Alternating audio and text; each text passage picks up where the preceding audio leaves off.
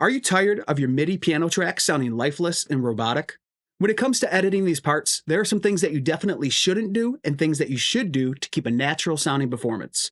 And today, we're going to cover all of that in this video.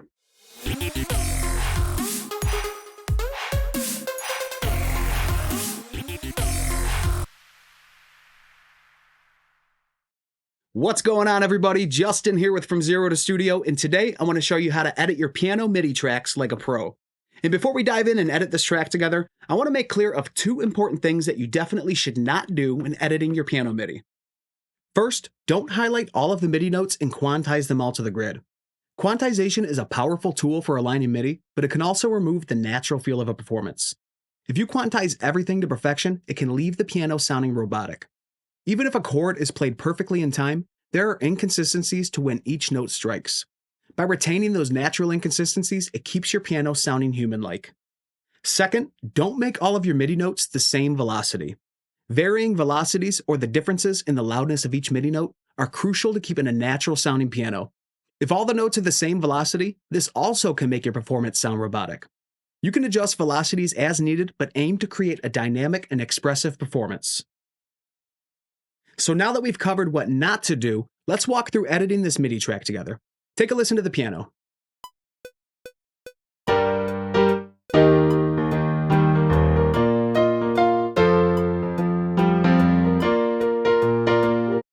So the part is fairly well played, but there are a few things we can do to tighten up and polish this performance while still keeping it sounding natural. I've broken this down into 5 steps. Step 1 is to listen through and remove or adjust any wrong notes or accidentally triggered notes. Sometimes when a piano key is played, the finger may also slightly hit the key right next to it, causing an accidental trigger. These accidental triggers can often be seen by their extremely low velocity. Simply raise the velocity to make it audible, and if that note doesn't fit or isn't supposed to be there, remove it.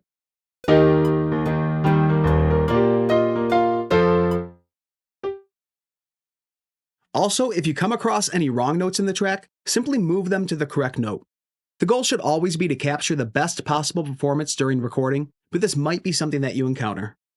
Step 2 is to adjust the timing with a combination of quantizing and manual adjustments. Looking at these first 3 chords, you can see the timing discrepancies against the grid. While the first 2 chords are extremely close to their ideal placement, the third chord is noticeably late. The way to adjust these and keep it sounding natural is to adjust one chord at a time. Start by finding the main voicing note in the chord. In the case of these 3 chords, it's the top note.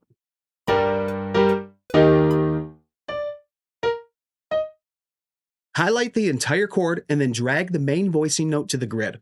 Doing this will move all the notes in that chord together while keeping their natural inconsistencies of where each note strikes. Use this same method anytime there are 2 or more notes being played at the same time.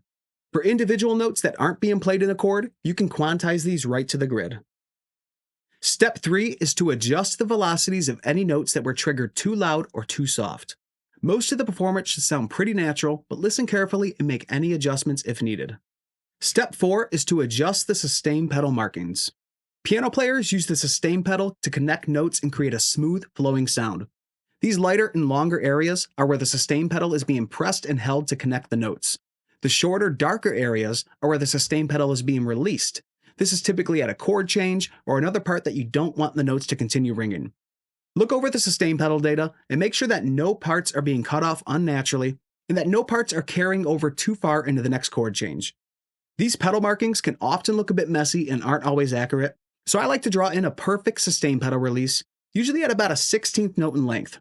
In the case of this song, our grid is set to 8th note triplets, and you can see that the original sustain is about that same length. So I'm going to write this in at the same, an 8th note triplet.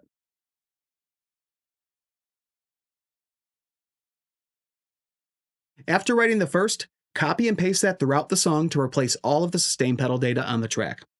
This ensures that every note is ringing and cutting exactly as they should be.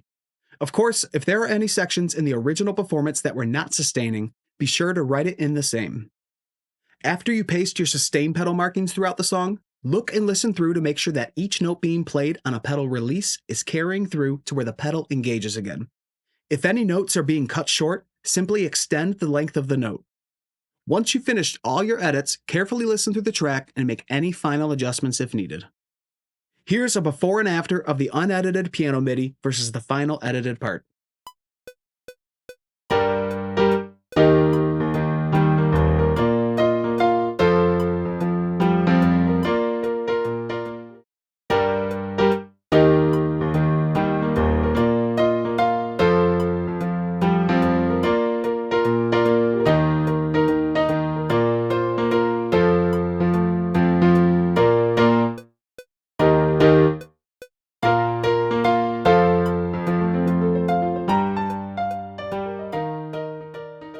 So as you begin editing your own MIDI piano parts, keep these 3 things in mind.